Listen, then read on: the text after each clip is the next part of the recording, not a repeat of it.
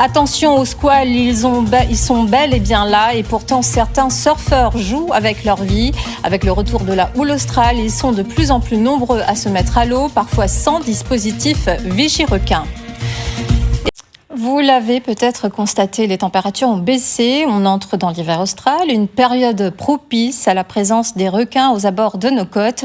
D'ailleurs, 2 squales ont été signalés depuis le début du mois près des spots de Saint-Leu et de l'Étang Salé, d'où l'appel à la prudence des professionnels. Certains surfeurs ne résistent pas à l'appel des vagues. Or, un arrêté préfectoral interdit de surfer en dehors des zones sécurisées. Le reportage de Nina Santi et Cynthia Véran. Sur le spot de la gauche de Saint-Leu, ce matin, une dizaine de surfeurs à l'eau. La Water Patrol est bien déployée, mais faute de conditions, elle assure uniquement une mission de prévention du risque requin, sans dispositif de surveillance officiel. Alors je m'adresse au jet binôme dans le bol, il faudrait aller me faire une prévention sur le spot La Tortue. Au même moment, ce surfeur vendéen sort de l'eau. Il n'a pas vécu la crise requin, mais comme beaucoup, n'a pas résisté à l'appel de l'océan. Moi, les requins, c'est un peu comme prendre la voiture, quoi. À tout moment, on peut avoir l'accident et voilà. Pourtant, 2 observations de requins ont été signalées cette semaine, dont un requin bulldog de 3,20 m sur ce même spot.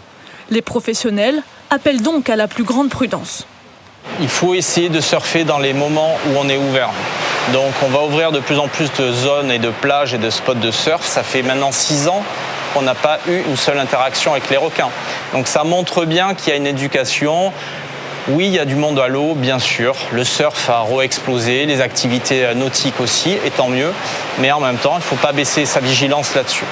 Une vigilance qui n'a pas l'air d'inquiéter ces surfeurs sur le spot voisin de La Tortue à Saint-Leu. C'est un peu assez risque et péril, donc il ne faut pas être téméraire, rentrer quand il fait pas beau, quand il y a la pluie, quand c'est en fin de journée, où le requin il chasse. Moi, je sors de Sainte-Rose et du coup, je vais surfer était là, mais je surfe aussi un petit peu partout dans la Réunion. Ça serait bien qu'ils sécurisent les spots dans l'ouest aussi.